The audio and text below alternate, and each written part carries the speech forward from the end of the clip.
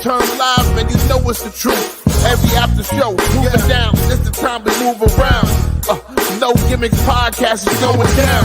Every night, every time in the ring. This is time for no gimmicks, no, we doing our thing. What's your state of mind? State of mind. Moving down a statement when we take the line. This is exactly wrestling the state design. When you see Stone Cold like me, with the stunner in the world, exactly, man, what we bring. Every night we move like Brock Lesnar, the F5, no gimmicks. We take you to your limit, what's the feeling? When we live in the air, you know we on, that's the time. Guarantee we move, you know how we respond. The state design when we feel it. Close your eyes. Your eyes can deceive you. Someone is killing Jedi. It doesn't make sense. What happened? I sensed darkness.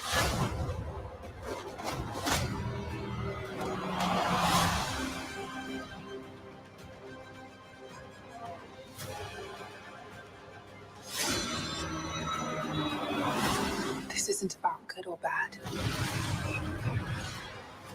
This is about power and who is allowed to use it. What is that?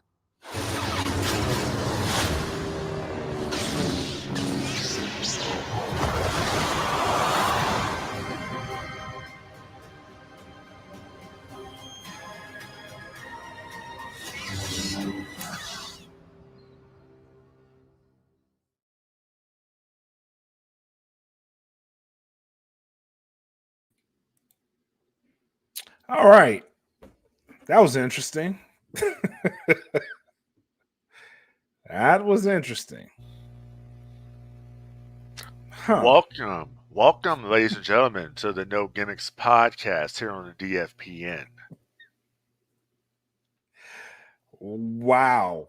I don't know what to think about that.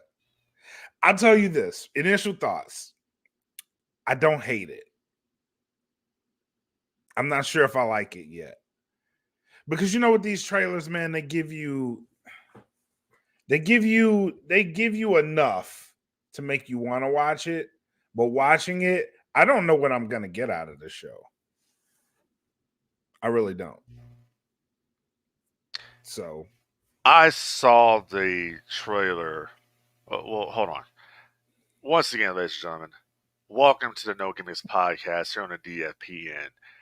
This is your boy, Frank Dee, the chosen one, the Black Mac. And what you just heard, if you're listening to us right now on Patreon or watching on Patreon, and if you're not, you should be doing that. $3 a month will get you unlimited access to the archives of the DFPN. We just saw the trailer for Star Wars The Acolyte, which is going to be the new Star Wars show coming to Disney Plus on June 4th. Now, I saw the trailer previously earlier today when it happened. mm-hmm. Black Mac had not seen it. So I said, hey, listen, I got an idea. Why don't we react to the trailer right here on the podcast? And I want your thoughts. And sir, the floor is yours, because I am going to go in a few minutes, but I want you to take the floor now, and let the listeners out there know what you think. I don't know what to think, man. Like I said, I don't know what to expect from this show. And what I'm hoping right now is this isn't another Book of Boba Fett situation.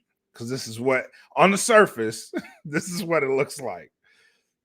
We are going to get a story that's supposed to go one way and it's going to go a completely different way. And I'm probably not going to enjoy it. But I'm always the positive one. I am. I'm going to reserve my thoughts for watching the show because I was excited about The Acolyte. This trailer has me a bit confused. I am a bit confused by watching this trailer.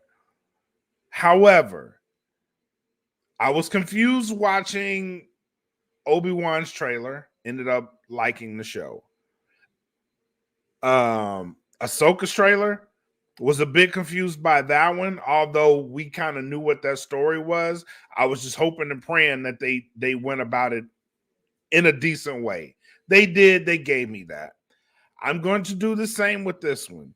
I'm going to hold out my judgment until this show comes out, and I'm going to give it 2 episodes because I always Boba Fett. I gave every show that came out since then. I give you 2 episodes. If you can't grasp me in 2 episodes, I'm not watching the show no more. So my standing rule.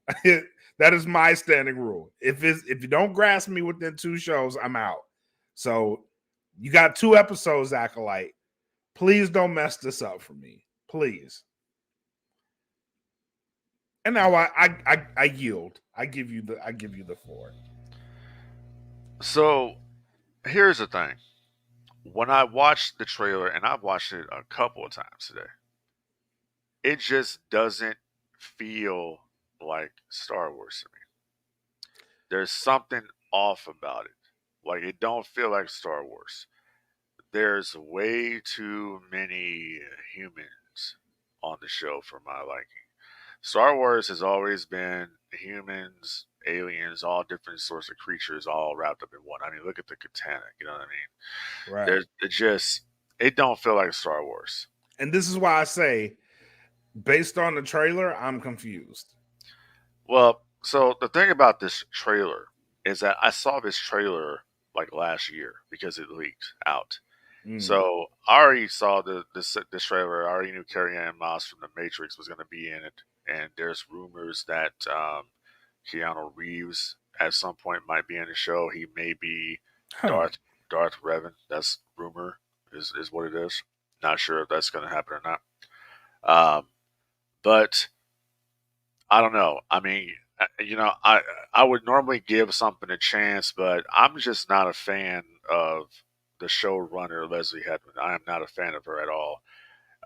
She said a lot of disrespectful things about George Lucas. She's done a lot of, I would call, questionable things in relation to her former boss, Harvey Weinstein, who is, I believe, serving a life sentence or lengthy prison sentence for the assault of women.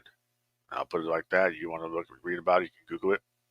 So I am not a fan of her at all. And I feel that this show is going to be a disaster. It's going to be another Disney Star Wars disaster.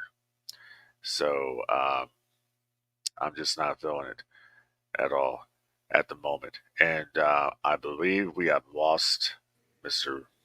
Black. Are you back? I thought we lost you. Yeah, I'm back. Okay. So I'm just not feeling it at the moment. I'm like you. I will probably watch episode 1, episode 2. And if it doesn't grab me at that point, I'm not gonna watch it. That's just how it's gonna be. I'm a Star Wars fanatic, as you can clearly see. Okay, and this is not a thing of I'm gonna hate on something to hate on it. No, it's not about that. Right. What it comes down to is I want a good story, and I want something that it can be brand new, but at the same time, I want it to be familiar. The only thing about this show that's familiar that I get from it is Jedi and lightsabers. That's what I get from it. I don't see anything else about this show that says, okay, this is like must watch television. I have to see this. When Obi-Wan Kenobi launched, okay, when that trailer first launched, didn't really show you too much. They didn't even show Vader. Right. They showed just Obi-Wan, they showed Tatooine. That's what they showed. You didn't see Vader. You heard Vader's breathing. And it was, they played Duel of the Fates and all that, and they got you in there. That's what the trailer was. Right. And then when you watch the show, the story went into a completely different direction. Now, some people like the show, majority didn't like the show, and that's the reason why Disney has not picked up season 2 for this show, and it probably won't because of the amount of backlash that it got. One of the good things about the show was you had to see the return of Ewan McGregor and Hayden Christensen, basically coming back to reprise the roles. You also had Jimmy Smits come back as well as Bell Organa, and then you had Ian McDermott, reprise the role of Palpatine at the end there. That's just that Obi-Wan Kenobi was a missed opportunity, and the same thing goes with Ahsoka. Ahsoka, for the most part, I enjoyed Ahsoka. I enjoyed Ahsoka for Ray Stevens' Baylan Skull character. I thought that was a very good character. Right.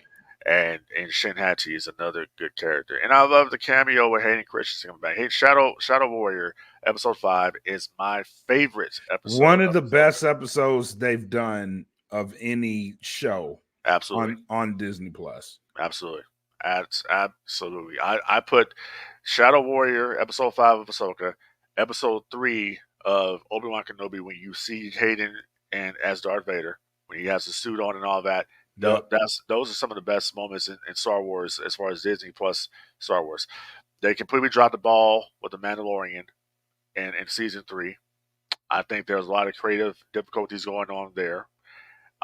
There's a lot of shit going on right now because of the whole Disney, the proxy war going on right now. So George Lucas came out and publicly backed Bob Iger for the Disney board, which Disney, George Lucas called Disney at one point the white slavers, and then all of a sudden now you are backing Bob Iger, and you're saying I quote, amateurs can't make magic.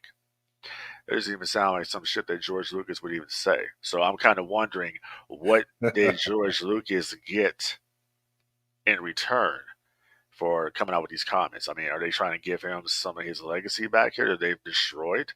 His characters that they have destroyed, the assassination of one Luke Skywalker that they're trying to redeem, coming up with the Mandalorian and Grogu and other projects that are in the I'll tell you off there, I can't talk about, but there's a lot of shit going on that I'm privy to. So here's the thing: when it comes to the Acolyte, it's divisive once again. You're always going to have divisiveness because a part of the fan base is going to like what you do, the other part is not going to like. But when you have a whole collective here of people saying the same thing, then I'll tell you something. And people are trashing the Acolyte. They're trashing it. They've been trashing it. It's just going to be another Disney Star Wars disaster, unfortunately. Here's what I will say about that. Me as a fan, I can't trash something if I haven't seen it. That's just me as a person. I'm not gonna trash it because the show could actually end up being good. The trailer itself doesn't give me enough to bite on, though. I will be honest about that. I don't feel excited about watching it because I get Boba Fett vibes out of this trailer. It's interesting, right? But again, there's not enough there for me to be like, I'm gonna trash the show because I haven't seen it. So like I said, I will give you the benefit of the doubt, but you got 2 episodes with me. Yeah, and that's the thing with Boba Fett. They could have done so much with Boba Fett when they launched the Boba Fett show. It had a lot of promise, and there was nothing memorable that happened on that show until Din Djarin showed up, or until Luke Skywalker and Grogu showed up, and and Boba Fett is a kick-ass character, man. It's like, how can you screw that up? You know what I'm saying? One of the better characters in the original. Absolutely, but how do you screw that up though? So and they accomplished that, So I don't know, man. It's just I agree with you. You can't really judge something until you watch it. So listen, I will, against my better judgment, because I don't like the showrunner and I don't like a lot of stuff that the cast have said because it had nothing to do with Star Wars. It was all about an agenda that they were talking about. They're all, the first woman to do this, the first woman to do that, and blah, blah, blah, blah, blah. Listen, people need to stop this whole first woman to do anything in Star Wars. Marsha Lucas already done it. Marsha Lucas created one of the best moments in Star Wars history. She was the one who said, kill Obi-Wan Kenobi. Have Vader kill Obi-Wan. That was Marsha Lucas, George Lucas's ex-wife.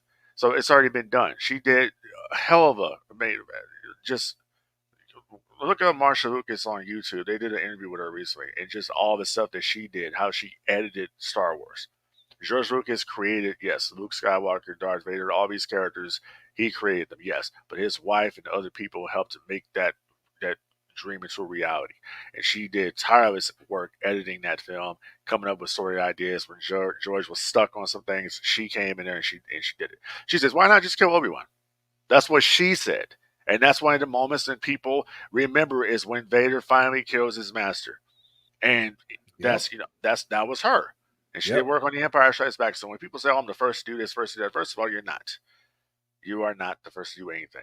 And it shouldn't even be about that. That's my whole point I'm trying to make here.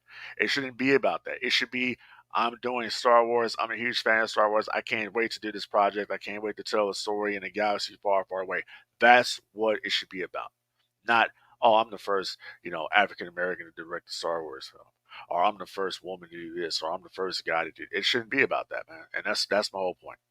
I get that. I get where you're coming from with that. I really do.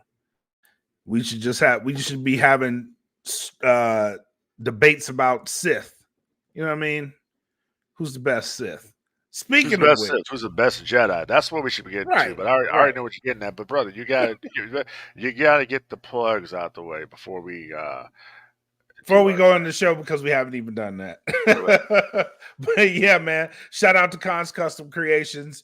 Follow her on IG at Cons_Custom Creations, or on Facebook by searching Cons Custom Creations. Shout out to everybody. The Queens are actually finishing up a show right now. So shout out to the Queens of Nerdom. They're outside the paywall. We're inside the paywall. So shout out to them. They got an episode. Should be wrapped up by now. If it's not, then it's very close to being wrapped up. But shout out to them. But to see us, come to the pay window, patreon.com/DatFeelingPodcast. $3 will get you watching this show live and interacting. Then shout out to the Dat Feeling family. Bandcamp, datfeeling.bandcamp.com. Go there. Same deal, $3 will get you the entire Dat Feeling catalog. Welcome to the show. We started out with a great monologue. A great monologue. But getting into the show, we were talking about Jedi. Let's open this up, man. Speaking of Sith, Cody Rhodes is making the turn. He is making the turn. For those who don't know what we're talking about, last night, he went on Raw. He cut a scathing promo of The Rock, used a few choice words on live television. But that's not even what appealed to me. What appealed to me immediately, and let me know your thoughts on this one too, is how he was dressed last night. Normally, Cody Rhodes is in a light colored suit, something that it isn't menacing. It doesn't make him look too a-hole-ish.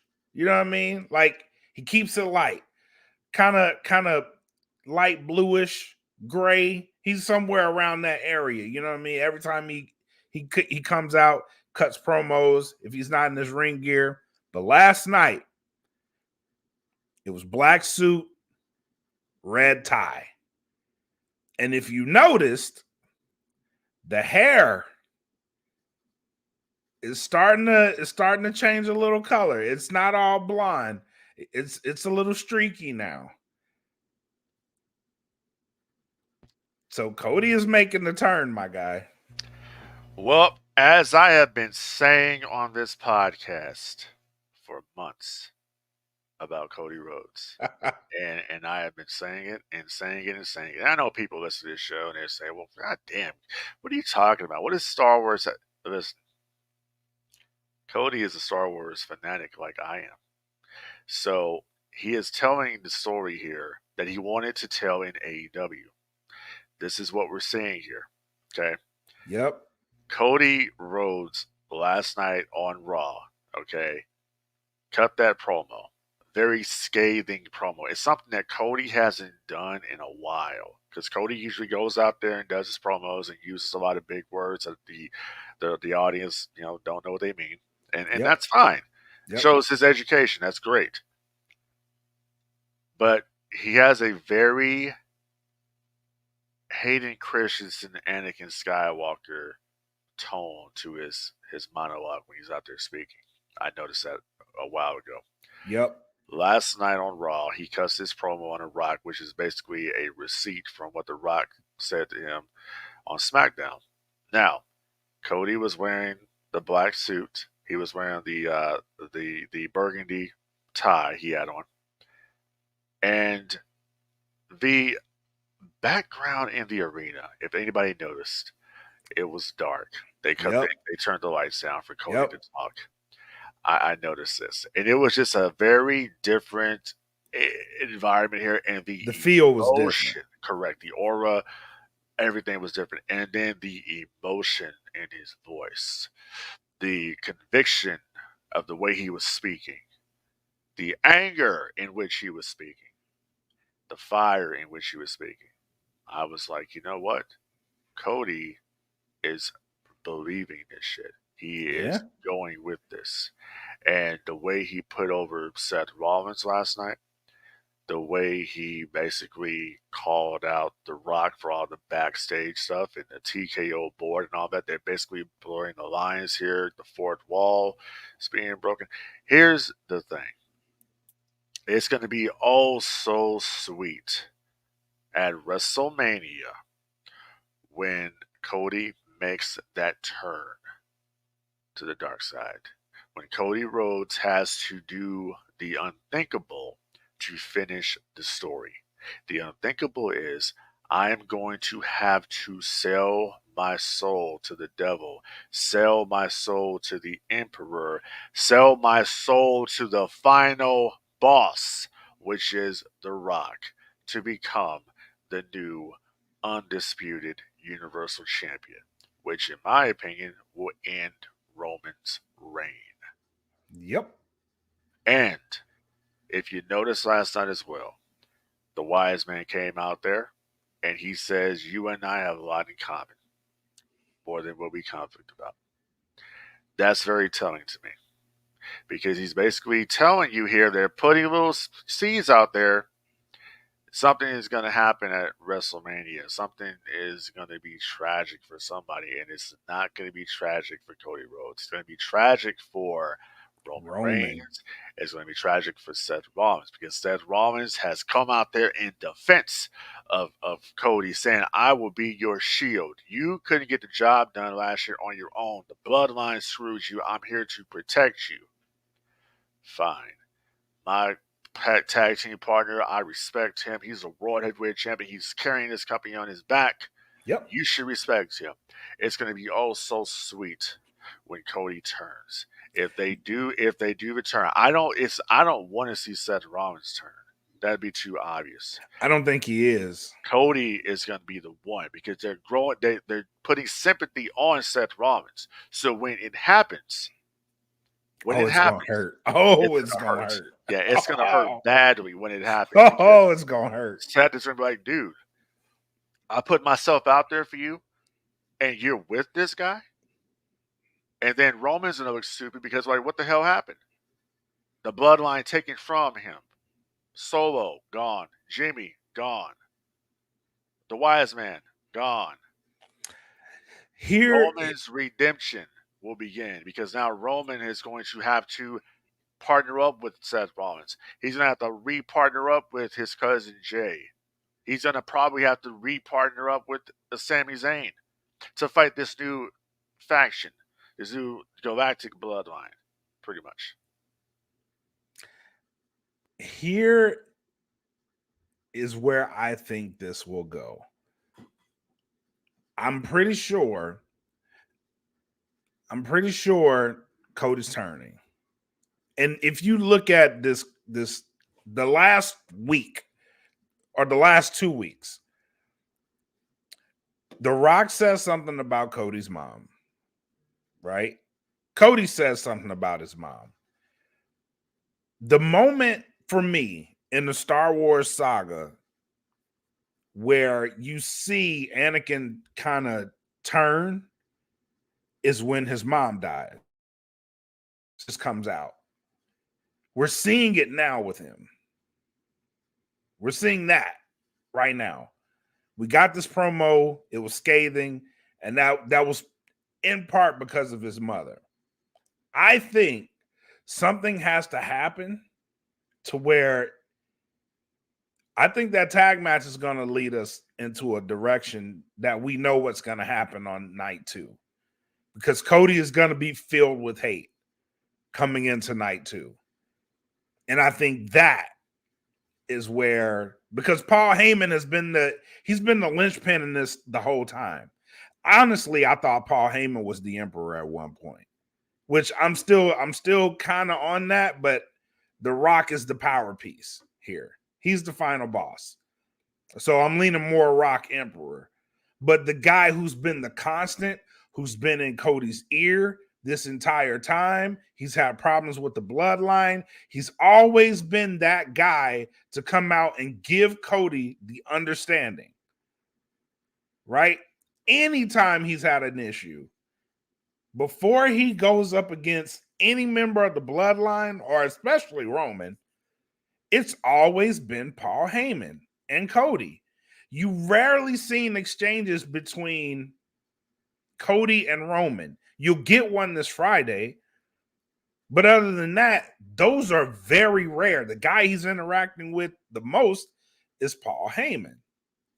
Paul, for me, is the emperor in this situation because that's what Palpatine was to Anakin. He was in the middle of all the hate and whatever else was going on. He had his ear, and he was able to mold him into what he wanted him to be, which is the most powerful Sith Lord. And I think that's what's going on here. But The Rock coming in kind of fucked everything up for me, man. It's like, you know who the guy is. You know who he is. He's on his super heel shit. But he is the final boss. Maybe he is the emperor. Maybe that is the guy that takes Cody and flips him to the dark side.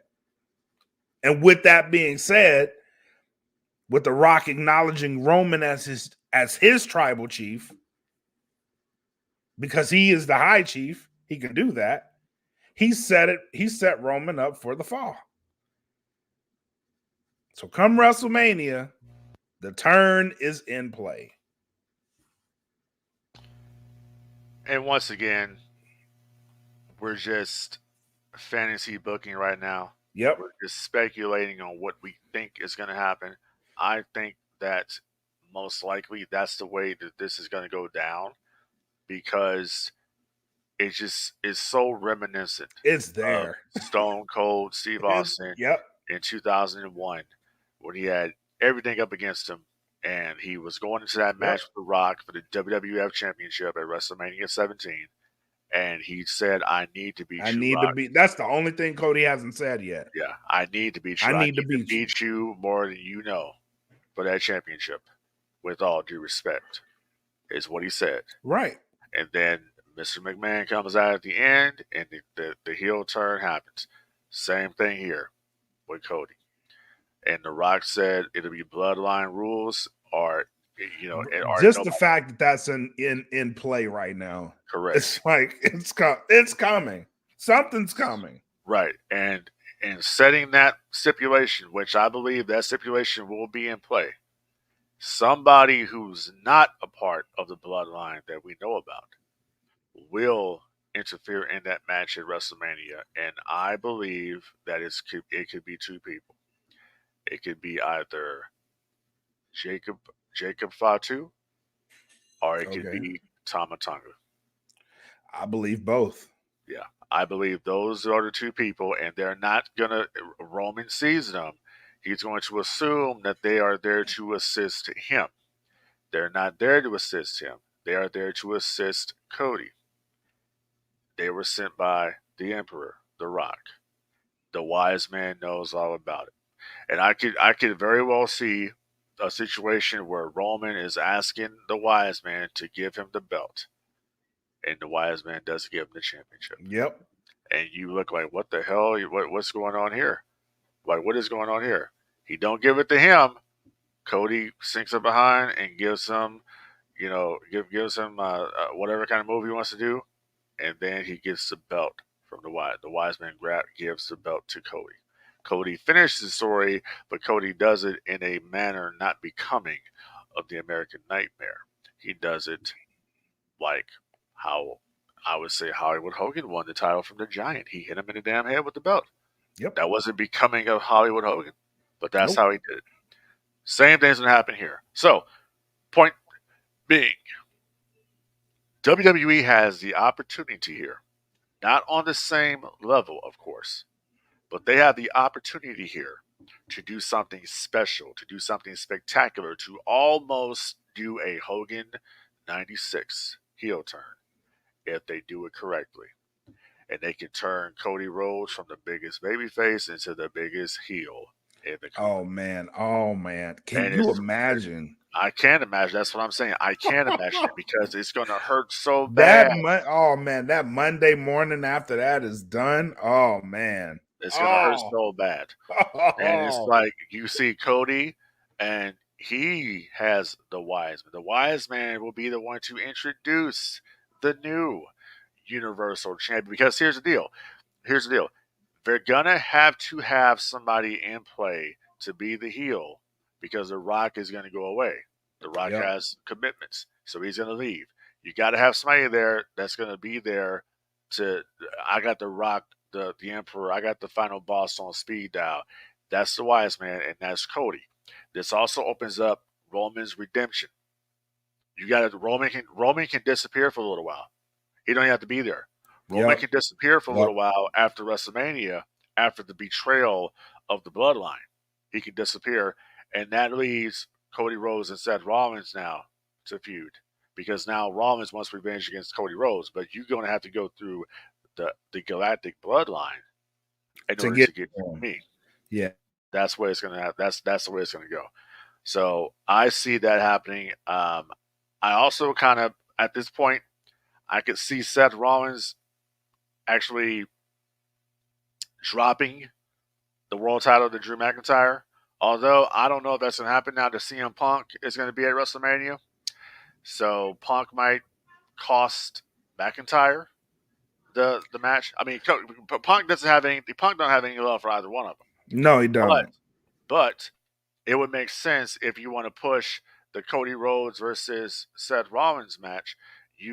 Seth Rollins can drop the world title, and now he can feud with Cody for the WWE Universal title. Because, betrayal, immediate get back. I like that better than, and I like Seth dropping it to Drew because that opens up that title for fresh opportunities too. But I also foresee Drew McIntyre being a part also of this faction. Ooh. Because it would make perfect sense to me to put Drew McIntyre in there. Because The Rock said, I'm going to make sure that title goes away. So I could see Paul Heyman potentially also managing Drew McIntyre at this point as well. Cody Rhodes and Drew McIntyre. I like it.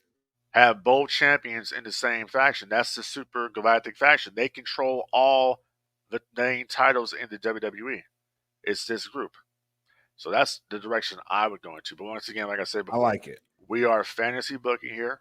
This is just creativity coming off the top of our heads. And this is what we do here on No Gimmicks. And I, people out there say, one podcast in particular, you got the Mark podcasters. Well, you know what?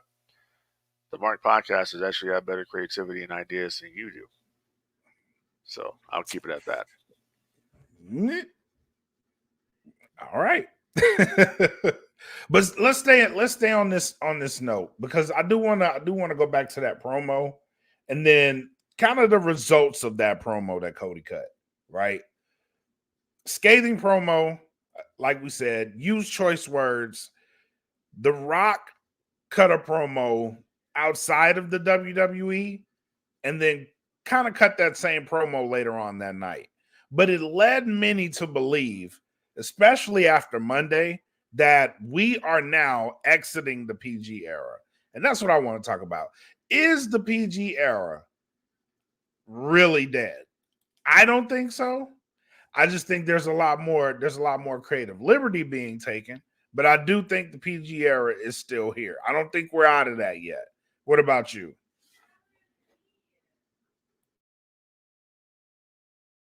What makes you think that it's over? Just because they give leeway to say, Cody, go out here and say this. First of all, they can get away with a lot more on the USA Network than they can on Fox, on broadcast. That is very true. They are really going to be able to get away with a lot more stuff once Raw goes to Netflix. Keep that in mind.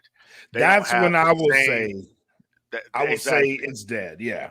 But you can't kill the PG era because the sponsorship that they have with Mattel and all these different brands. So you can't kill it, but you can do certain things because you can listen, you can do the Attitude Era, but you don't have to have all the stuff that went with the Attitude Era. What I mean is you don't have to have all the degrading shit with the women and all the stuff that just was stupid then and it's stupid now. You don't have to have all that stuff. But if you want to come out there and cut a promo and say, okay, well, I'm going to kick your ass and you're a bitch and blah, blah, blah, blah, blah, you can do that stuff because that people can relate to that. I don't see the relation. I never saw the relation of, let's say, a woman having a miscarriage or Mae Young in the hand. I never got the appeal of how many tickets is that going to sell? How many people is that going to draw in? See, there's a lot of stuff in the Attitude Era that I did not like. You know what I'm saying? There's a lot of stuff in the Ruthless Aggression Era I didn't like either. That's honest. That's honest. But the person that was doing a lot of that, perverted shit, he ain't around anymore. So, they can do a lot more stuff here, and you can do something like Cody did or like The Rock does, and it can be tasteful, it can be entertaining, it can be funny. Right. You can be edgy without being distasteful. Edgy without being distasteful, edgy without being degrading. That's what we're getting at here. So is the PG era dead? No, it's never going to be dead. It's never going to be dead. They would be stupid for the PG era to be dead. They're bringing in a huge variety of different breed of audience now.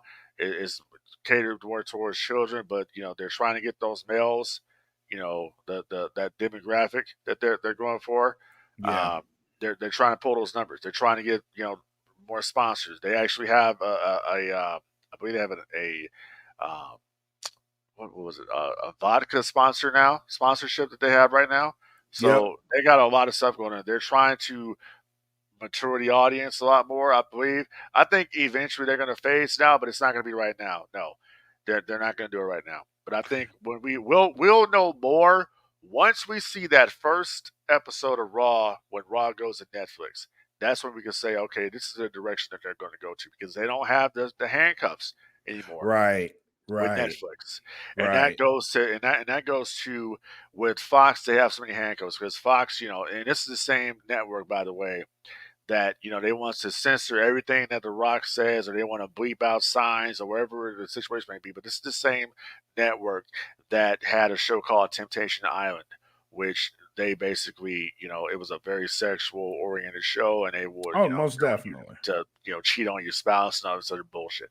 They were cool with all of that, but you can't say this on wrestling, and it makes no sense. So I, for one, cannot wait for them to be off of Fox and go to USA Network. I don't think they're going to be restricted because last night they didn't restrict anything. No, they didn't. The only problem that I saw last night with that promo, it was that Thunderdome. That Thunderdome is killing everything. That artificial sound is crap. You can tell it is not. Stop amplifying the reaction.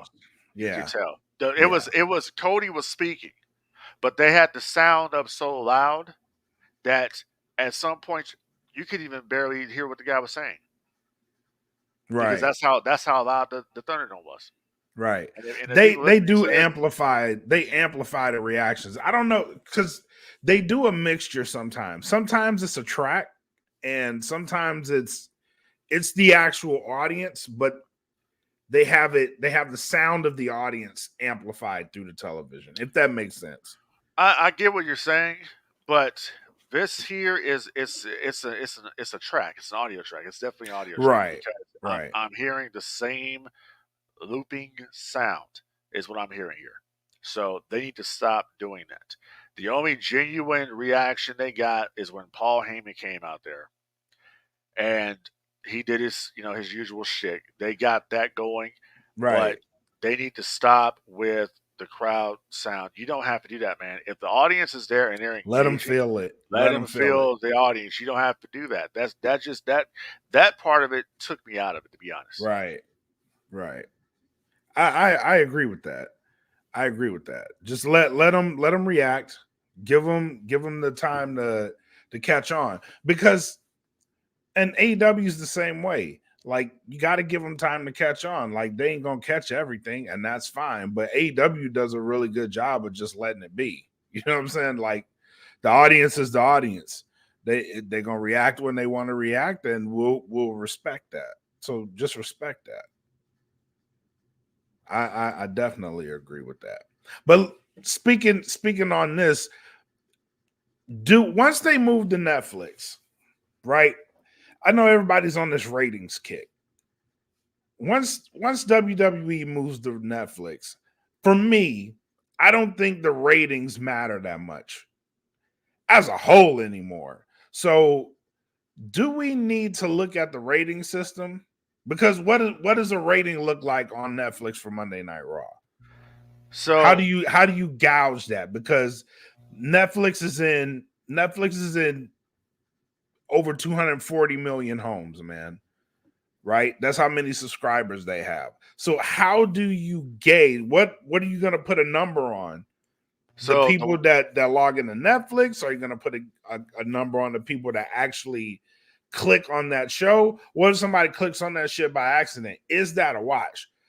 Do we need to change the rating system? So the way that would be calculated is by watch hours. Is how it's done because that's how they do all the streaming shows. So they'll show you how many was something to launch. Say a Disney Plus show launches, or and it's a movie or something like that. So they'll actually go in there and they will calculate the watch time hours. So it'll Okay. go by how many hours people watch Monday Night Raw. That's the way they do the viewership. It's completely different from the Nielsen. Right. Uh, so they have a way of doing that, but I don't think the ratings will be as important anymore because you only have two shows that are on a Nielsen network, which would be NXT and SmackDown. Right. That would be it. Raw going over here. Honestly, dude, I'm gonna just put it like this, okay? A lot of the metrics WWE doesn't even use anymore, really.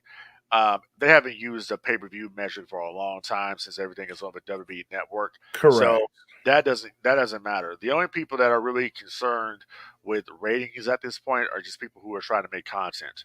That's pretty much it. And I mean, I follow the ratings. I follow the rating. I think the ratings are important because it gives you insight on what the fans are watching. It gives you insight on what segments they like and what segments they don't like. Right. That shows right there. Okay, we had let's just say we had wrestler A and wrestler B, and they this segment here. Oh my God, this segment here in the first quarter that drew over 2 million viewers. Then we had this tag team match, and oh damn, we lost like 700,000 people. What happened? That's how you gauge this situation. Right. So I But think it's important for that. right. That's where my thinking comes into Raw, right? Because what if you have a segment that isn't good, that probably doesn't get a lot of views by a lot of people, but we're going by watch hours? Because at that point, you've already watched a significant portion of the program. You know what I'm saying? Where do they gauge that segment wasn't good and they lost viewers? Where does that number fall? I believe, I don't know, but I believe they would have a way of telling if people start not stop watching the show. Right. But you bring up a good point here. I wholeheartedly understand what you're saying. It's just, but they have a way of doing data. This is the reason why Netflix can come and say, okay, we're canceling this show, we're canceling that show, we're not Right. doing this, we're not doing that. They know. They're in a business. They Right. created the streaming model. So they know what they're doing there. And this is the reason why I know, like with Disney Plus, this is the reason why you're never going to see another She-Hulk season or any of that other shit that they do, because it didn't draw. That's what it is. True. They True. know. You know what I'm saying? So, but at this point, yeah, people don't really care about ratings. Listen, even though AEW Dynamite gets their core audience base is going to be about 800,000 people, a little over that, maybe 900,000 tops is what they're going to draw. I guess the Warner Network is so happy with that. That number is low to us because we're used to how wrestling used to be with the ratings numbers. We know how wrestling Right. was, Correct. 20 years ago or whatever, when the ratings were in the sixes, in the fives, the fours, the threes. We know what it was. And now we have, they say, well, it's a good time to be a wrestling fan. But only 2 million people are watching SmackDown a week, or 1 point something are watching Raw, and then you have 900,000 watching AEW. That's just and there's different factors of why that's happening. Is the wrestling audience smaller? Absolutely, it's a lot smaller than what it was. But also, is there a lot of people that don't have cable anymore? That also plays a factor into this situation, and that's why WWE knew. See, WWE is ahead of the curve here because they know that Netflix has all these hundreds of millions of subscribers. They know Right. this, so they already know. Listen, this is a much better deal for us because we don't have the FCC breathing down our necks when we're on Correct. Netflix streaming. We can do pretty much whatever we want on that show. It can truly be raw if we want it to be raw. Right. That's the difference here. So they knew, and There's so much eventually, upside for them on that. absolutely, and they know eventually they're gonna probably SmackDown will probably move to a streaming at one point. Had the WWE network been more successful, had it been able to sustain itself without being basically leased out to Peacock, that probably would have been where they would have went. If they would have had enough, a backer behind it, they would have probably moved all their shows to the WWE network streaming. And you have to stream, you have to have a membership to our streaming service Yeah. in order to watch our shows. I think the WWE network was ahead of its time. If it drops Absolutely. today, it's massively successful. Absolutely, and that's the thing. But they have a lot of problems with the network. The lack of classic content being uploaded to the WWE network. They're not really doing it anymore, and it hurts. And you know why they're not doing it? It's because number one, they're saying basically that they go by the watch hours. A lot of Mhm. people, I guess, are not watching the classic content, which is a bunch of BS because a lot of people were watching the classic content. WWE is always putting up classic content. Well, Like they it's removed the I think the music and the dubbing and all that shit had a lot to do with it. There was a well, lot it of did. complaints about that. Well, it was. It was a lot of complaints about the dubbing. I for one was, one of them that was complaining.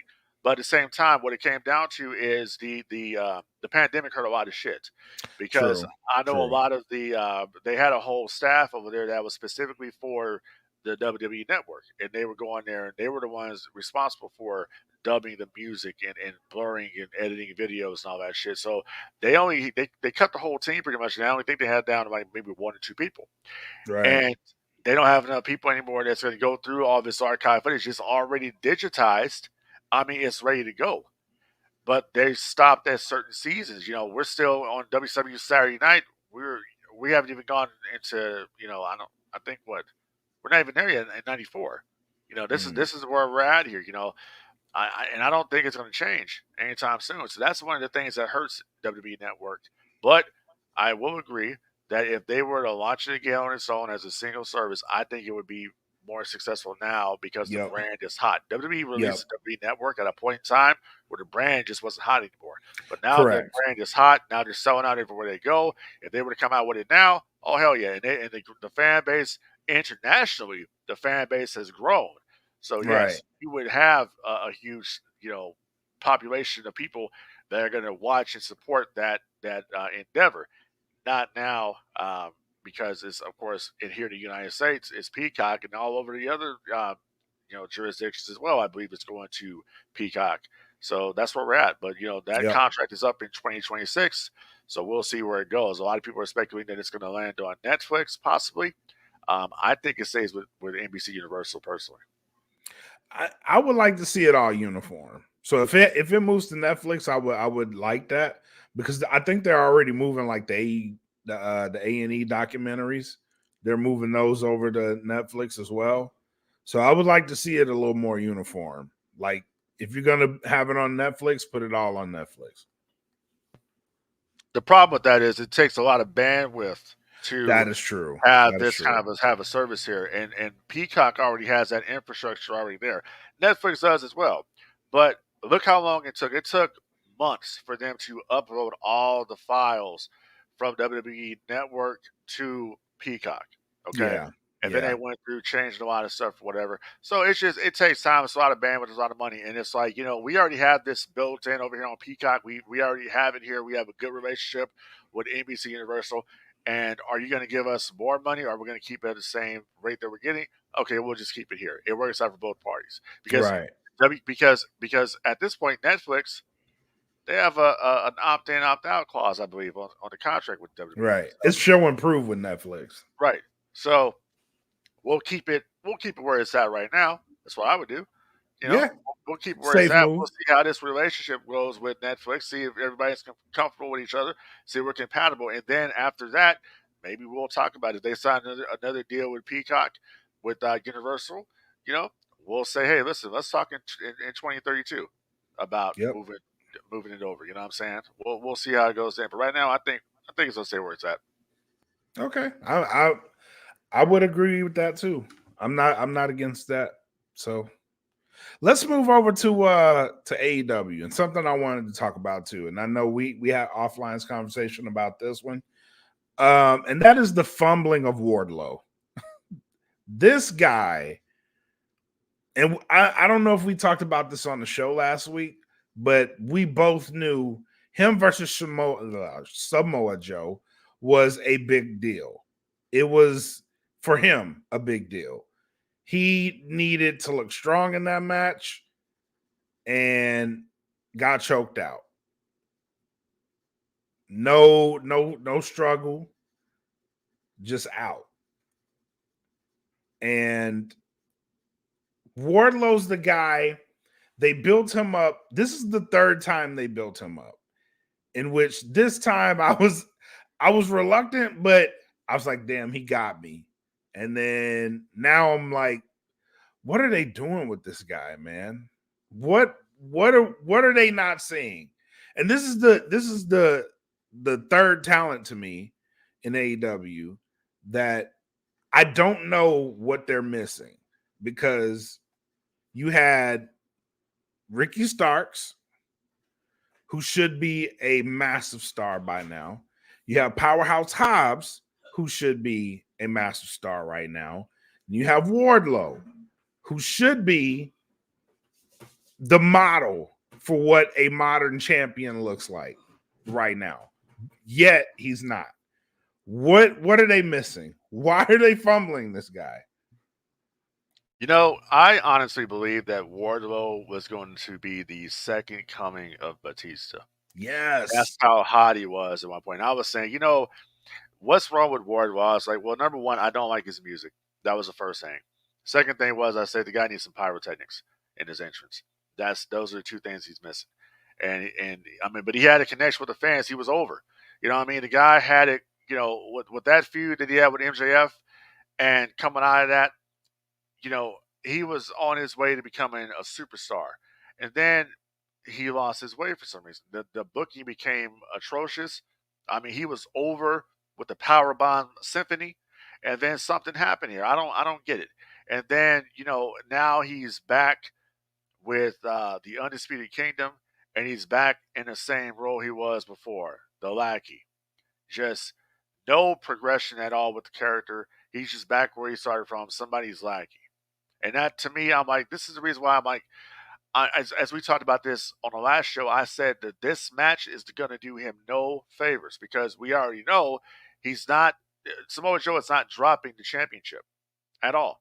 You're not dropping the championship to Wardlow, and one of two ways. It's like he's going to get beat clean, or they can do a DQ Schmaz finish where he protects him. Right. They beat him clean.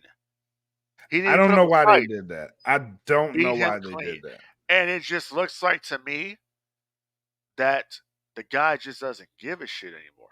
Like he already sees what it is. I think Wardlow, and this is nothing against him personally. I got no problem with Wardlow at all. I'm Wardlow. I'm being an advocate for you, bro. I'm just telling you like it is. It's obvious to me you're getting played over there, and you're just there to collect the paycheck. You're just doing what they tell you, but I'm pretty sure you want to get the hell out of there, and that's what it is. And I'm pretty sure at this point, Wardlow, if WWE is not trying to get this guy when his contract expires, whenever that is, they would be foolish not to do that. Very. The guy is every bit of a star, man. And he's a WWE man. guy. Like why? Just like Hobbs is a WWE guy. But Ricky you Starks look at these is a WWE yes, guy. you look at these guys and you're like, dude, you have stardom, right? Like they did the same thing with Jade. You have stardom. You are getting rid of the future of your company. For what reason, bro? Like, look at these people. Ricky Starks is an absolute star. Powerhouse Hobbs is an absolute star. Wardlow is an absolute star. Don't let these people. Jade. What do they all have in common? You didn't have to do nothing with Jade. Just what do they all have in common, my friend? Cody Rhodes. Yeah. Now, I'm not saying that there's a connection there. I'm not saying there's a connection there in all this. I'm just speculating. Because look at all the people that have been in AEW that look like superstars. I mean, you got the Machine Brian Cage. He's another one. Powerhouse Hobbs, as just mentioned. Ricky Starks just mentioned. You have Wardlow that we're talking about here. That's the principle of this conversation. You have all these different guys here, this group of talent that can actually work and actually can do their thing. And I'm looking at people like Nick Wayne and his mama on the show. When you say it like you that, wonder you why you wonder why I can't get with the brand. You wonder why I can't watch the show. You wonder why I can only watch segments of the show of people that I like. Because I can't get with it. Because it's like I'm watching that show and it's amateur hour over there. And it shouldn't be amateur hour. You shouldn't be amateur hour when you have Okada on the show. Yes. You got Ospreay on the show. You got the Bucks on the show. You have now, I will give them Edge, this. all these guys. I will but give it them be this. Hour. Go ahead. The guys you did just name, like Okada, Ospreay, they featured these guys. The problem with that is, like, you're featuring them now, but you have guys like Ricky, Hobbs, Wardlow that have been there that you could have built up, and like by now these guys should be headlining right now. Big Bill. They should be the card. Big Bill as well. Yeah, Big Bill too. He's another one. Like these guys should be those. That's your company right there. Like, that's your company. Look at the way they have squandered the House of Black. Malachi Black. That's another one. But there's no reason Brody King should not be. I'll give you another one. Lance Archer. Oh, my God. Dude. Lance Archer. I have been begging. Please give me. And they have a stable with Lance Archer, The Righteous, and Jake the Snake. That is absolute money. Why are they not on Dynamite? They're on Ring of Honor. Why are they not on Dynamite? Because Nick Wayne is on Dynamite. Like, and I'm not picking on Nick Wayne. I don't get the appeal of Nick Wayne. He doesn't have charisma out there. And don't get me wrong, I'm not into the show. Right. So that's the thing that killed me with him. Is the predictable heel turn and brought his mom into the show. And it's no different than when they brought, and I wasn't a fan of this either, when they brought Shelton Benjamin's mom onto the show. It did nothing for Shelton Benjamin. I didn't like it then. I don't like it now. Same thing with him. It's too much too soon. That's just how it is for me. When you have established talents here, like the Lance Archers, like the Right. Righteous, like Jake Roberts out there, you have all these different cats. You have Brian Cage. Brian Cage should have been world champion by now. By now, I mean, you know what I'm saying? him and Wardlow should have had a feud by now. Him and Powerhouse Hobbs should have had a feud by now. There's no reason on God's green fucking earth Jay White should be in a trios championship for Ring of Honor. I'm sorry. I'm No. sorry. And another person that in my opinion that they didn't do anything with, and I'm not sure why it was, Miro. He's another one. That's another one. Like the guy is TNT champion. He's probably, I'm gonna say it, he's probably the best TNT champion they've had. Dominant. Was. That Redeemer gimmick was fucking money, bro. Fucking money. The theme song was on point. I still like that theme song. Like anytime he comes out, I'm like, man, he about to fuck somebody up. I love it. Why are we not doing anything with these guys? And somebody said this on a radio show. I forget who it was, but it's like the big guy for Tony Khan is like the small guy for Vince McMahon. Which that hit when I heard it. It's like, yeah, you're right, because the majority of the big men, you don't really see them a lot. And you have on that roster right now some of the greatest big men in the industry. What was the WWF built on? It was built on the Giant, the land of the Giants. The land of the Giants. It was built on big men. It was built on characters.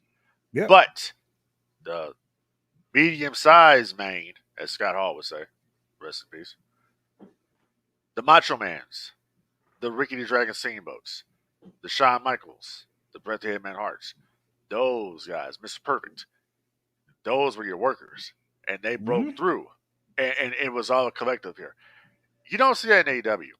You see AEW does one type of match, and they cater to one segment of the audience instead of catering to the entire universe. They cater to one segment.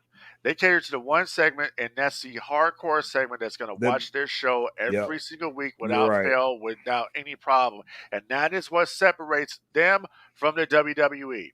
And that's why the WWE has grown their audience, because they are looking past just the hardcore. They go to the casuals. They want mainstream is what they go for. They, over at AEW, are just booking the show for whatever Tony Khan likes. That's what they're doing. No different than I hate saying it like that, but you got a point. Like, you really do have a point. That's no different than what WWE was doing. For how many years was Vince McMahon booking the show? You heard it all the time. You book for an audience of one. Yep. And they don't do that anymore. They have a variety over at WWE now of what they're doing, and what they're doing, it works. You know what I'm saying? For the most part. I'm not saying that everything that they're doing is like money, because it's not. There's a lot of things over there that's wrong. I personally don't like the fact that they turned Bobby Lashley into Street Profits baby faces. I don't like that, because I thought think it hurt him. It hurt them bad. Yeah. That was wrong, because you're feuding with Karrion Kross and Authors of Pain, what nobody gives a shit about. You brought the Authors of Pain back, and you brought them back with Paul Ellering. That whole that group is back together again, and you're doing nothing with them. They're stuck here in limbo doing the same feud. You look at the LWO. The LWO, we had this little discussion over in the group today. The LWO means nothing, okay? And it was always going to mean nothing. It is the only world order faction in the business that matters to this day. Starts with the N, okay? It's black and white. That's the only one that matters. Doesn't matter. It doesn't matter. The LWO was never a popular stable to begin with. Okay, people can say, "Oh, that's bullshit." They Go threw that. back and No, watch. they threw that Go together. back and watch in WCW Yeah. and tell me how popular the LWO was. It made no sense to me for Rey Mysterio from a character storyline perspective. It made no sense, and I have been watching this shit since 1989. It made no sense for Rey Mysterio to resurrect the faction that he didn't want to be a part of when it was originally in the WCW. So what? It made no sense for them to bring that back at all. If they were Yep. going to bring it back, the person that should have brought it back was Dominic Mysterio. That's who should have brought back the LWO. Agree. Okay, if they were to split it now, and the LWO had focus in a direction, that would be Dominic Mysterio would have been leading the LWO. Dominic Mysterio would have been the one to have turned Santos against the group. And now you're in this ending, this going nowhere feud here that no one cares about. No one gives a shit about the LWO anymore. You don't see people wearing LWO shirts anymore in the audience like you were. It's back to what it was. NWO everywhere. Wolfpack everywhere. That's what you see in the audience, man. And WWE knows this. That's why if you go on WWEshop.com right now, so much NWO merch.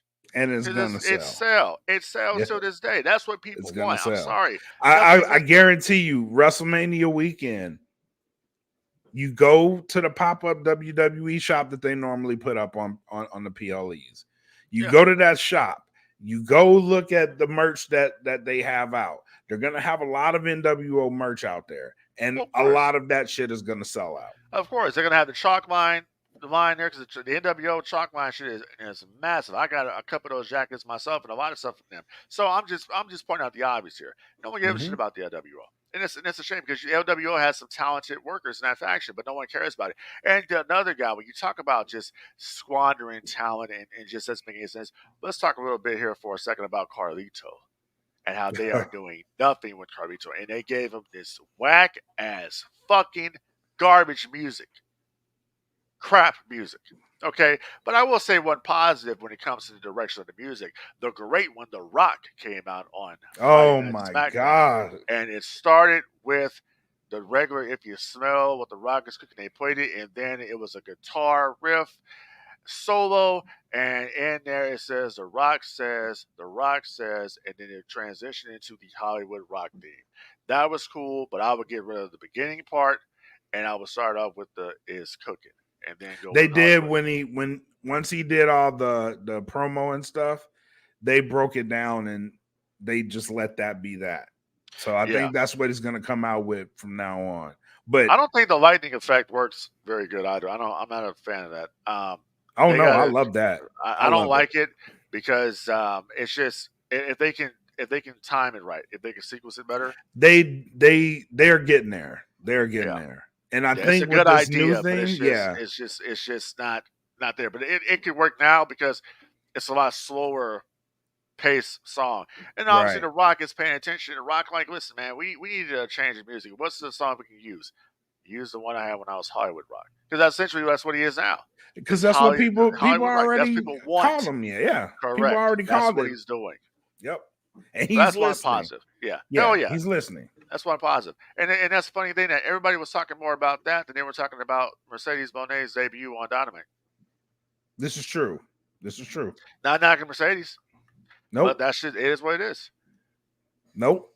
Speaking of which, I wanna transition into this last thing, right? Speaking of The Rock and Mercedes, the headlines. So I was looking at something very interesting today, and I wanna share the screen so I can show you what I was actually looking at. And you can't put porn on the show. I'm not putting porn on the show. But no, I was looking on ESPN, and normally ESPN has a WWE section. Well, now they have a professional wrestling tab to where it's not just WWE anymore. And that is the effect that The Rock is having on this shit. because that terminology there, that professional wrestling. yeah, Yes. Right. What did yeah, Rocky say?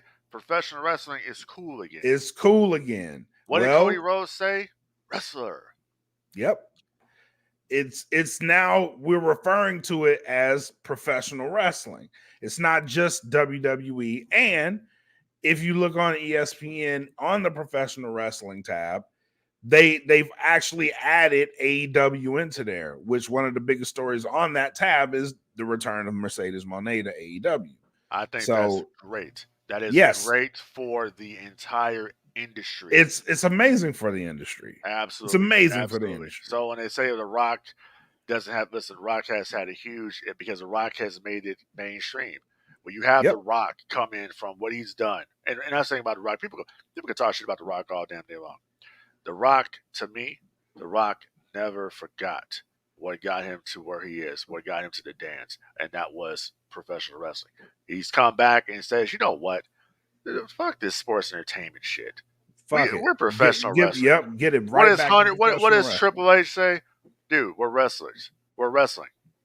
Triple H grew up on Harvey Race and Ric Flair. Triple H grew up on NWA. That's what Triple H watched. Yep. Okay? That whole sports entertainment thing, that was something Vince McMahon tried for years and years and years to get over, and it never got over. No one called it that. Nobody's walking around here saying, hey, did you see that sports entertainment show, that sports entertainment wrestling? No one saw it. It's called wrestling, bruh. Professional wrestling. World Wrestling Federation. World Wrestling Entertainment, World Championship Wrestling, All Elite Wrestling, National Wrestling Alliance, Total Nonstop Action Wrestling, Impact Wrestling. Yep. Universal Wrestling Federation. That's what it was. You know what I'm saying? The No Gimmicks podcast of wrestling. But yeah, call it what it is. But exactly seeing that, I was like, okay, that is a gift that The Rock gave to the entire industry. Absolutely. People say, oh, Rock's coming back to take our spots. And, bro, Rock made it He just better. did y'all the biggest solid. He did, exactly. He made it better. Because now you got so many people watching. Rock is getting so much traction on these Instagram videos that he's doing related to wrestling and calling it professional wrestling. Rock isn't going out there saying, I'm the most electrifying man in sports entertainment. He's not saying that. Wrestling is cool again. He even said with Brian Garris, he said it. He says, my evil wrestling writer. He didn't say my evil sports entertainment writer. He says my evil wrestling writer. It's wrestling. Ari Emanuel, it's wrestling. Netflix, it's wrestling. That's what it is. It's not sports entertainment. It is professional wrestling. That's what it is. That's what they call it. That's what I'm going to call it. When we first started doing this podcast, it was where, No Gimmicks, where we talk about professional wrestling and sports, because we had to differentiate the two. We were trying to differentiate from AEW to WWE. Now it's the No Gimmicks podcast where we talk professional wrestling and occasionally Star Wars. Oh, by the way, all the people out there listening, coming very soon here to the DFPN, the Rogue Scoundrels podcast. And if you liked what you heard in the beginning here, when we started this show tonight, that's a little sample of what you're going to be hearing on the Rogue Scoundrels podcast that's coming soon here to the DFPN. So stay tuned at that. Absolutely. Absolutely. And with that, my good sir, final shots and thoughts. What you got? Final thoughts are going to be this, bro. It's actually, we're going down to the bottom line here, for WrestleMania. And it's going to be very, very interesting, the outcome of that main event. I think that's what people are talking about. And I know Jimmy and Jay are going to wrestle at WrestleMania. I think they kind of made that official. But to be honest with you, I'm not really feeling that match at the moment. I don't know why. I think the build hasn't been very good. And I compare these things. I always go back in history books and I compare things. But the greatest brother match I ever saw was between Bret Hart and Owen Hart because of the build up to that and the absolutely the story that started at the 1993 Survivor Series when Owen got eliminated from the match. And then him and Bret started that. And then, when they became a tag team champions, and then they went to the Rumble and they fought the Quebecers. And then, they lost the match and then Owen winning on Brett's knee. And then they had the match at WrestleMania 10. And then later on that night, after Owen beat Brett, and then later on that night, Brett wins the WWE Championship, and all the wrestlers are in the ring celebrating. And there's one person looking like Owen, like, look at this motherfucker. I beat him earlier, but it doesn't mean nothing because now he's a WWF champion. Yep. That's a build up. This ain't been a build up that I have enjoyed. It's, and I think the brand split kind of hurt it, to be honest. Having them on two separate brands. Yep. It took a lot of this feud right here. You would think because it's the first match that you're gonna have between the Uso brothers in the history of that tag team, and it doesn't mean anything. It doesn't have no heat going into it, no heat whatsoever. And a lot of that has hurt it. But I digress. We'll see where they go with this. Yeah, we'll see. We'll see. My final thoughts. Go ahead. I'm on the same wavelength with you there. I kind of wanted them to build this earlier and build it, but the brand split obviously hurt them. Having Jay on Raw and Jimmy on SmackDown to make this work, you almost had to cross the lines in which it didn't really hit as hard. So no, because it's been going on since August. Right. That's the problem. It's been going on since August. So the interest is just not there anymore. I mean, yeah, you cost him the Intercontinental Championship. Fine. You know what I'm saying? And then on top of that, but once again, Gunther is a monster. You know what I'm saying? Absolutely. But they may, but at some point, they may have to turn Sami Zayn at some point because the reaction he got. But you don't have to necessarily turn everybody.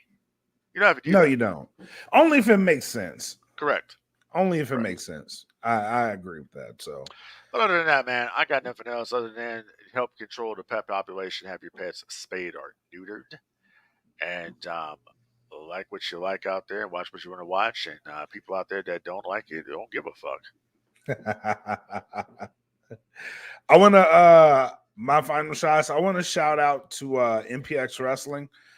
Shout out to Demo Diamond. We interviewed him on the show last week. He actually won the MPX Addicts title this past weekend. Tatum Manning, who we also interviewed, he walked out with a win. He went up against TNA star Trey Miguel. Bangers on this card, man. They had a MPX Destiny this past weekend. A lot of people were there. Listen, for the professional wrestling is cool again. Like, this shit is no joke, man. It really is no joke. This venue had about 600 people in it. And this is a Saturday night. Like, they had, it was filled. And they had to bring out chairs for people that were coming in the venue. So there is something to say about professional wrestling being cool again, that an indie show was filling up like this. You know what I'm saying? We didn't even get to the blood sport shit, the GCW shit with Shayna Baszler and WWE allowing her to do that WrestleMania week. Like, there's a lot of cool shit in the industry happening. And she's going to be wrestling somebody from TNA. Masha Slamovich. Yeah. So I mean, there's a lot of stuff going on, and it's benefiting everyday. Yeah, and that's the thing about it. It is. And let me bring up something real quick too that we didn't talk about. But I want to set the record straight about something. So, Sting's last match, happened in AEW, and one of the big things controversies that people had was the fact that they weren't able to show any footage of Sting's career from WCW on AEW. And a lot of people were like, that's bullshit and yada, yada, yada. And they should have, got the tapes, and they should be able to show that. Well, here's the thing about this. So, number one, WWE obviously owns the videos for WCW. They bought it. It's their property. Number two, for what I have heard, nobody from AEW ever contacted WWE about using said footage. Yeah. That's what I've heard about that. Real quick, though, before we sign off, I got to say this. This year's Hall of Fame class. I know where you're going. This class is shit. I'm just being honest. I'm just keeping it 1,000. This class is shit. Okay, no disrespect to anybody in it, but it's just I'm not looking forward because I'm not the biggest Paul Heyman fan, so Mm. it's crap, and there is no headliners on this. Oh man, The rumored Bray Wyatt induction most likely is I not don't think that's happening. I don't no, think that's happening. not But gonna happen. with that being said, there was so many options that you had that you could have gone with and you didn't. It's a letdown for me. It is a letdown for me. I will agree with you there. Yeah, I'm not feeling it. I'm Yeah, not. yeah. I'm probably gonna skip out on it, and it's no I want to watch disrespect. it just for because I know Heyman's gonna have a good speech. If Yeah, anything, Heyman's speech is gonna be good. yeah. I'm not a I'm Heyman there guy. for that. I'm not a Heyman fan. Let's real quick. Why don't you let the listeners out there know, because we're running a poll right now on the Oh greatest yeah, manager. Right now, yeah. the greatest So manager in professional wrestling. So why don't you let the listeners know what's going on with that poll, man? Because it's been getting very, very interesting. it did. So this one actually, this is one of the polls that actually went the way I thought it was gonna go. Normally these shits just they're wild. But this one actually went the way I thought it was gonna go. Everybody that had they were matched up with each other. It went the way I thought it would. People got washed. Some people were 100% to zero. But and I'll announce it here tonight. The winner of that bracket with 52% of the vote to 48% in our finals was Bobby the Brain Heenan versus Paul Heyman. The winner of that bracket, and dubbed by the No Gimmicks podcast fan group as the greatest manager ever, is Bobby the Brain Heenan with 52% Absolutely, of the vote. absolutely. Yep. And this was close, man. This Oh, was it was very close. close. I voted on in the poll, and I believe I voted for the Brain. Yeah, I voted for the Brain too. Yep, Yeah, so did so you. I had to go with Bobby. So because it's just, I mean, yeah, I mean, Heyman managed some people, but Bobby the Brain he managed. I mean, Bobby was a part of some great moments in the business, and I mean, him managing Andre in that match for Hulk Hogan, and Yep. then managing Ravishing Rick Rude. Bobby took. See, this is what makes Bobby Heenan the greatest manager of all time. Bobby Heenan was not only a great manager, but Bobby Heenan was actually a great wrestler as well, and a Yep. fabulous bump taker. Yep. Great on commentary, funny. His lines still live up to this day. The guy was a total package. Heyman never You took listen to bumps. me, I'll Yep. take you to the top. You Yep. don't listen to me, you're never heard from again. Right. So so it was cool the way it went, and that's the thing about it. So if you're not a member of the No Gimmicks fan group, you need to go on Facebook right now and look it up. No Gimmicks podcast fan group. Go on there. We have daily discussions about shit that we talk about. Yep. And also just go on there. You can just become part of that Film Podcast Network. Period, and that will give you links to all of our different podcast groups, for the Smoke Pit, for the Queens of Nerdom, for the USDN. We're going to be once again launching the World Scoundrels podcast. That's going to be hosted by your boy Frank Dee and the Black Mac here. So we got a lot of things coming out of the pipeline here on the DFPN, and that's pretty much it for tonight, man. I got nothing else here in this soliloquy in public. That I have nothing else. And don't forget to subscribe to the Mothership, which is the Patreon for the No Gimmicks, and the DFPN. $3 gets you unlimited access to everything in the DFPN catalog, and that means you get the No Gimmicks podcast before anybody else. You get the Queens of Nerdom before anybody else. You get the USCN before anybody else. Everything that we do here on the DFPN, you can check it out right now for just $3 on Patreon.com. So check it out. That's the Mothership, and pretty much I got nothing else to say. Absolutely, man. Absolutely. Can I grab? Yes. But I got nothing peek else. behind the curtain there a little bit there. Peek behind the curtain there. But ladies and gentlemen, that's going to be it for the No Gimmicks podcast here on DFPN. It's your boy Frank D for the Black Mac. We're going to sign out. Like what you like, and people don't like it, don't give a fuck. Deuces. Absolutely. Peace. And I know it's all business, all business, all business. We give them no gimmick. Yeah. And I know it's all business, all business, all business. We give them no gimmick. Yeah. And I know it's all business, all business, all business. We give them no gimmicks, gimmicks.